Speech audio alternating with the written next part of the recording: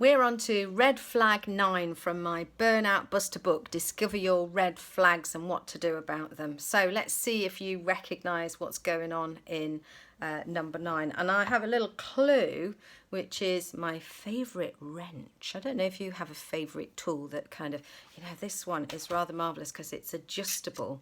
And it means that I can do pretty much any job that needs this kind of bitey, pulley, sorty outy thing. Yeah, highly technical terminology, as you can tell. But the point I wanted to make is to ask you this question: are you a fixer?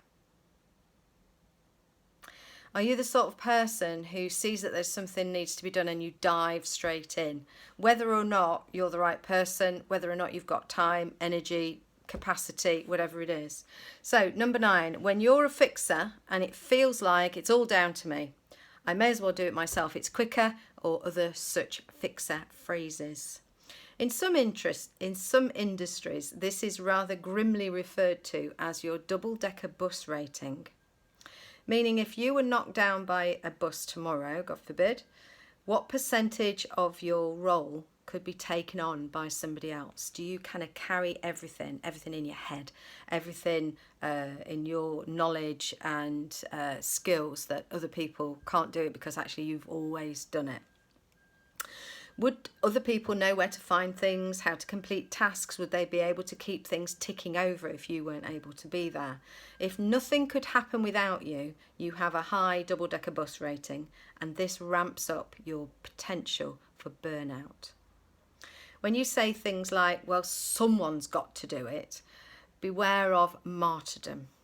Beware also of picking up tasks because you're the one who sees they need doing and you think nobody else will.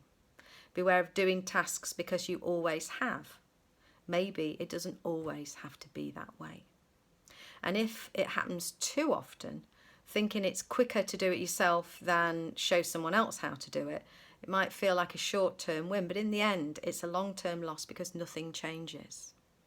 So here's an example of a real story, and this time it's my story. At a time when I was running my own business, I also took on the role of chairing the committee for my local LGBT Pride event.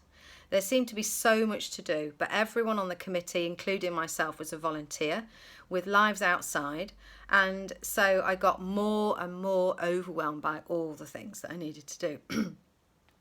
And I always remember going in complete exhaustion and desperation to a coach friend of mine.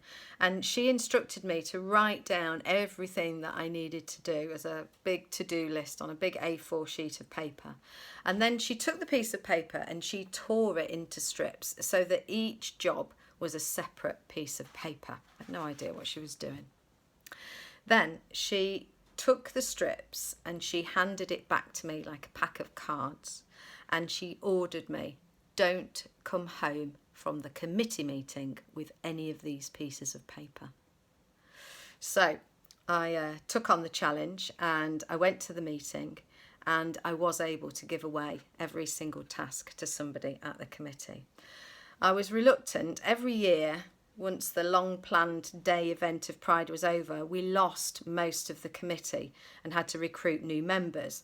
I certainly didn't want to overburden them and have to recruit replacement volunteers right before the event even happened, because they felt overwhelmed. And, asking somebody to give their time up for a whole year, people were pretty much done. So we re-recruited, and it took time and effort and getting people who then had to relearn and all of those things. However, I gave away all of those little bits of paper with jobs on. I managed that whole challenge that my friend had given me, and I came away from the meeting without any tasks except to chair the group and make sure everybody did what they were going to do. And here's the thing. Instead of putting everybody off, making them feel overwhelmed, losing committee members, everyone was happy to take on the tasks because they felt more involved, more trusted, and excited about the day event itself. And then something unprecedented happened, and it's the reason why I remember this particular story so clearly, so many years later. is that we kept every member of the committee that year. Nobody said they were tired or they'd given a year of their time and they were done. Everybody stayed. And every single person felt valued and committed to playing their part for another year. It had never happened before. And it was about people liking that, being given a task, being given responsibility, feeling part of the team, feeling like we were all putting something into this amazing event, and then we could all take the good feelings that came from having succeeded. So there are situations where you really are the only person who can get the job done. There really are situations where the other people involved won't thank you for giving them more to do. But sometimes, more times than we might realise as fixers, we're doing people a disservice by thinking they won't or can't take on something else, something new. Challenge your own assumptions and test it out. Maybe you'll be doing them a favour by asking them to help. Fixing is addictive. You get a good feeling, you get a burst of serotonin, the sense of achievement. Serotonin is all about winning and achieving and ticking off goals. So you get a burst of serotonin when you fix something, and that is addictive. If you're a let's get on with it kind of person, you take responsibility and you can't see a problem without figuring out how to solve it, even when it's not yours to fix. Fixing could become a habit. It usually leads to a feel-good factor. Everyone wants to feel useful, and once it becomes a habit, you don't think before you jump in. You just keep fixing and fixing and fixing. I went to collect my car after its MOT test, and there was a car blocking it in. And instead of bothering to get the keys and drive it, the mechanic released the handbrake, pushed it a few feet out of the way, and I instinctively moved forward quickly to help push. And luckily I caught myself before I put my shoulder to the task. Not only was I full of cold and tired, it really wasn't my job. And if it was too hard for him, he could just fetch the keys and move it properly.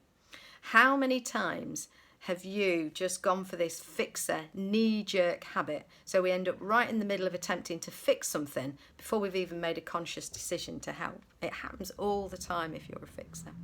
So the burnout buster for this is some acknowledgement, the A from the care model. If your work ethic is all about working hard, being of service, doing a good job, you'll find this quite a challenge.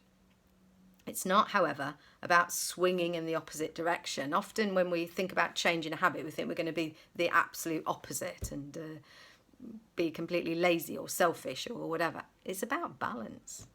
So it's about making a conscious decision about whether to jump in and fix a particular thing this particular time. Is it the best way or not for you to be involved?